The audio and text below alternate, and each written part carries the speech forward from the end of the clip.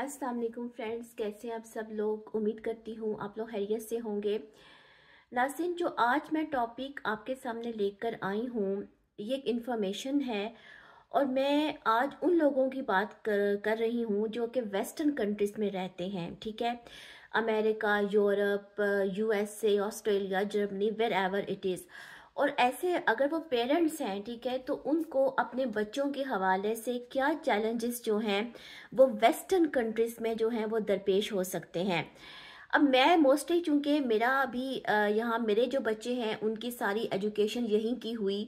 Okay, तो मैंने बहुत सारी ऐसी चीज़ें देखी जो आज मैं आपके साथ शेयर करने जा रही हूँ। नाज़रीन, मैं बात कर रही हूँ कनाडा की। ठीक है, अगर मैं कनाडा की बात करूँ तो यहाँ पे जो है आपके जो जितने बच्चे होते हैं एक सर्टेन एज तक उनको गवर्नमेंट पैसे भी देती है। ठीक है, यानी कि आपसे समझे, आई थिंक वो $400 होता है, हर बच्चे को जो है वो दिया जाता है, एक सर्टेन एज तक वो दिया जाता है। उसके बाद फिर वो गवर्नमेंट वो पैसे ख़त्म कर देती है। दूसरी चीज़ ये है, यहाँ पे बच्चों की एजुकेशन जो है वो स्कूल लेवल तक तो फ्री होती है। ठीक है, उसके बाद जब यूनिवर्सिटी उनकी स्टार्ट होती है सॉरी, जब उनकी यूनिवर्सिटी स्टार्ट होती है तो उस वक्त जो है फिर जाहिर बात है वो एक्सपेंस होते हैं।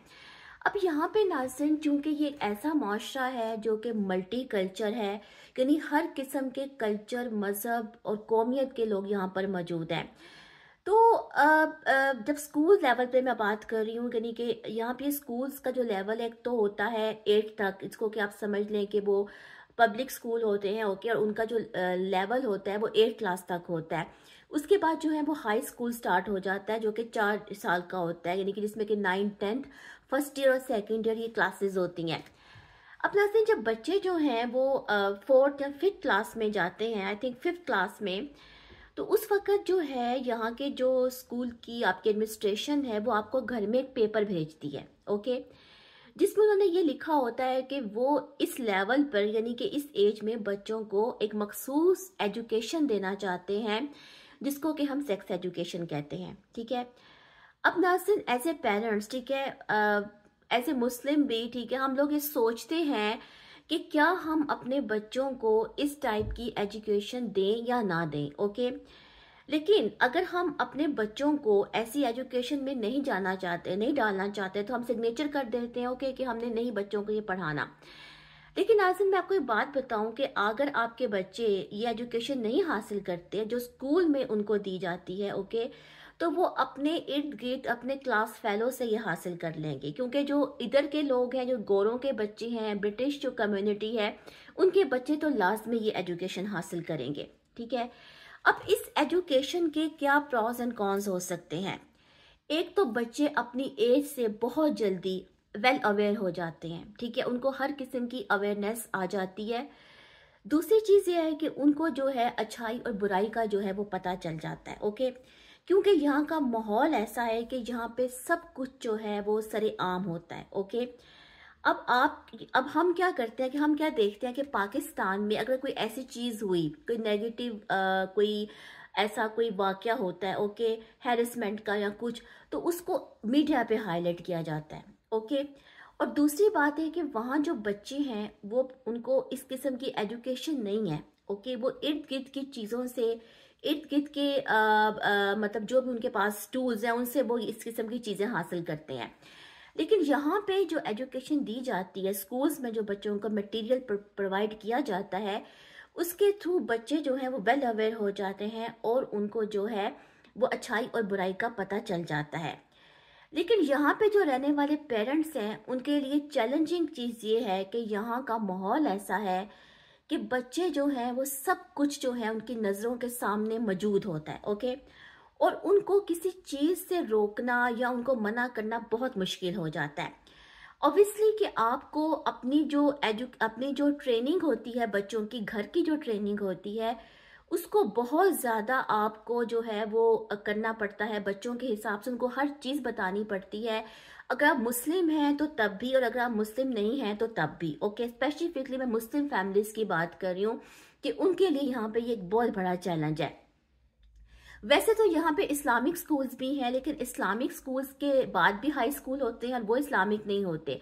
इस्लामिक स्कूल जो होंगे वो 8 क्लास तक होंगे और उनकी फ़ीसें इतनी हाई होती हैं कि वो हर इंसान की अफोर्डेबिलिटी में नहीं आ सकती। ठीक है।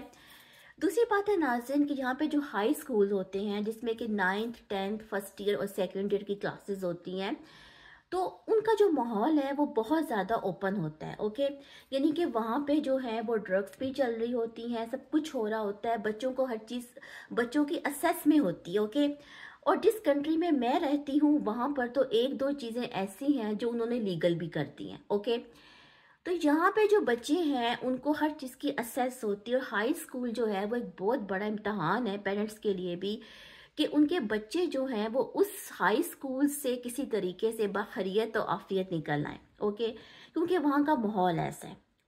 ना सिर्फ बात यह है कि हम जो है वैसे तो इन कंट्रीज़ के एग्जांपल्स हम देते हैं एजुकेशन के हवाले से। ओके, लेकिन ये जो चीज़ें मैं आपको बता रही हूँ ये आपको कोई नहीं बताएगा। हाई स्कूल्स का माहौल जो है वो लोग यहाँ पे आपको बताने से गुरेज करेंगे। ओके, लेकिन यहाँ पे बहुत ओपन माहौल है हाई स्कूल्स का। ओके, अब ये चीज़ जो है दोनों जेंडर के लिए है, लड़कों के लिए भी और लड़कियों के लिए भी है, ये नहीं कि सिर्फ लड़कों के लिए है। तो मैं आपको बताऊं कि ऐसे पेरेंट्स हाई स्कूल तक हमें बहुत मेहनत करनी पड़ती है, बच्चों को हर चीज़ को उनको बताना पड़ता है, समझाना पड़ता है कि ये गलत है वो सही है। ओके, ताकि वो किसी गलत चीज़ में जो है वो इन्वॉल्व ना हो जाए। दूसरी बात है नाज़रीन कि आप जब इन मुल्कों में आते हैं, ठीक है, एक कुर्बानी दी है आपने, आपके सामने आप ये समझते हैं कि आपके बच्चों का फ्यूचर है। ओके, लेकिन अगर वो फ्यूचर इन मुल्कों में आकर ही रुल जाए, ओके, यानी ख़राब हो जाए और आपके बच्चे जो हैं वो यहाँ के माहौल के नरगे में आ जाएं, तो फिर आप क्या करेंगे? फिर क्या फिर भी आप पाकिस्तान को गालियां देंगे? ओके, आपको पाकिस्तान का सिस्टम नहीं पसंद, आपको उसकी एजुकेशन नहीं पसंद, ठीक है, तो आप यहाँ के प्रॉस एंड कॉन्स भी देखें कि किस तरह से हमें मेहनत करनी पड़ती है अपने बच्चों के ऊपर। ठीक है, उनको हर चीज़ किस तरह से हम उनको समेट समेट के रख रहे होते हैं। दूसरी बात है यहाँ के बच्चे बहुत इंडिपेंडेंट हो जाते हैं। ओके, 18 साल तो एक लिमिट है बच्चों के लिए इंडिपेंडेंट होने की, लेकिन उससे पहले बच्चों की सोच में बहुत ज़्यादा एक जो है उनकी जो सोच है वो बहुत ज़्यादा समटाइम्स पेरेंट्स के अगेंस्ट भी हो जाती है।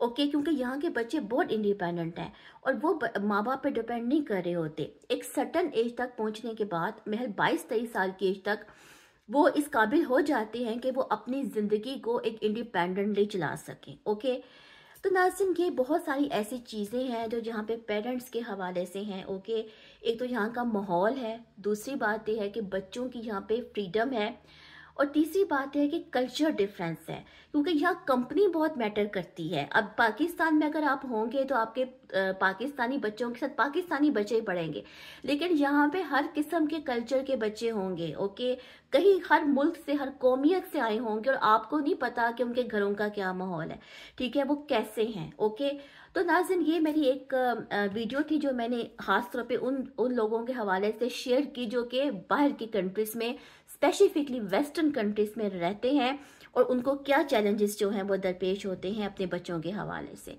उम्मीद करती हूँ कि आपको मेरी वीडियो पसंद आई होगी। इंशाल्लाह किसी और टॉपिक के साथ आता हूँ, तब तक के लिए अल्लाह हाफ़िज़।